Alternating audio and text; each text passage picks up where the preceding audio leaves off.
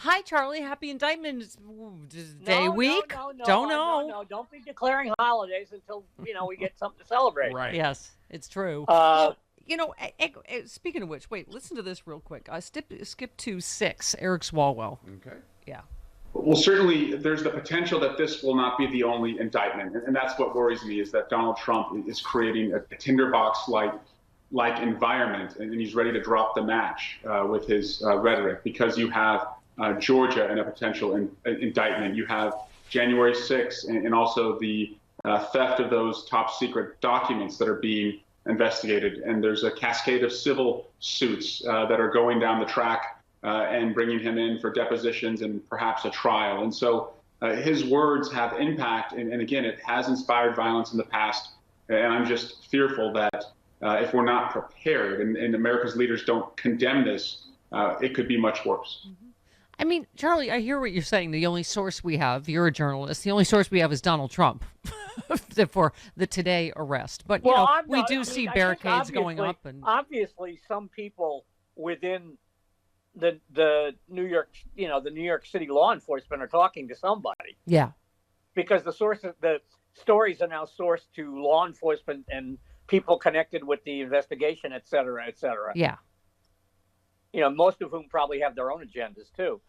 So I'm holding fire until until the indictment's filed. Right. But I don't think. I mean, I respect Eric Swalwell a lot, and I understand what he's saying, and I agree with most of it. It's all got to happen anyway. I mean, we can't be afraid. We are not, as Edward R. Murrow said, descended from fearful people. Yeah. This has got to be you got to let all the chips fall, basically. Yeah. Yeah, no, exactly. We and I don't think, and to be perfectly honest with you, I don't think they have the guts to muster up another January 6th. No. Yeah. No, I know. Even if he wants them to. They're looking at these people going to jail for 5 years. Yeah. And that's gonna dampen the enthusiasm in a lot of folks. Yeah. Well, also, by the way, I think Allison Gill mentioned this yesterday, but there's a 6th under the radar investigation as indictments loom, as Eric Swalwell was talking about. But Trump's at the center of no less than 6 criminal or criminally related investigations. One of them is running under the media radar.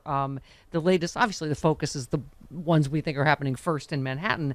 But it's the hush money, blah, blah, blah. But it's this, it involves both the DOJ and the SEC. It implicates conduct since Trump left office and after he was expelled from Twitter and launched his own social media platform, Truth Social. Right. The focus of that investigation is on the Trump Media and Technology Group, which merged with Digital World, and questions raised about the 2 loans totaling $8 million linked to entities connected to an ally of Vladimir Putin. Wouldn't that be just the richest? That's the one that brings it full circle back to Trump Russia.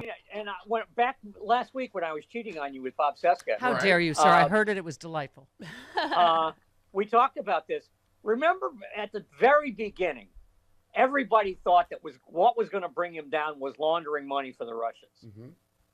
There was that guy in Florida who paid $1 gazillion for a property that was worth 85 cents or whatever that all was. Yeah.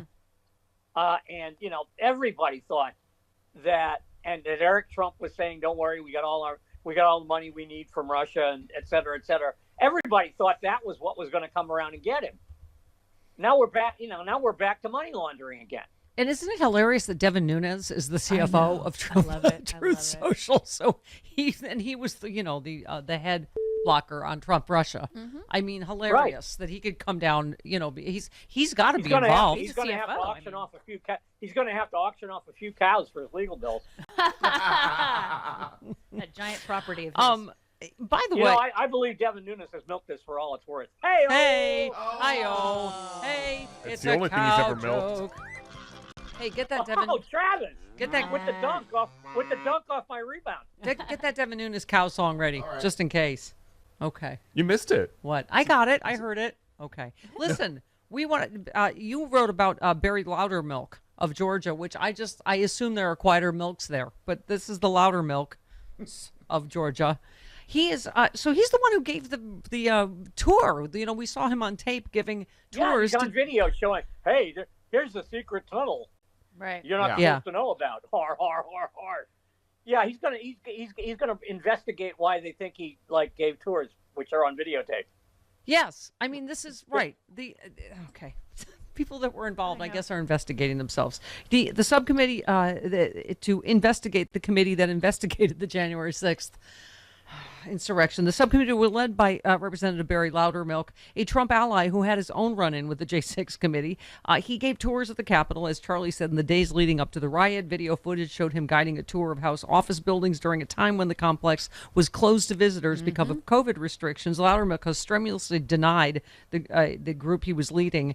But weren't some of them charged that were in this group, right? I believe they were.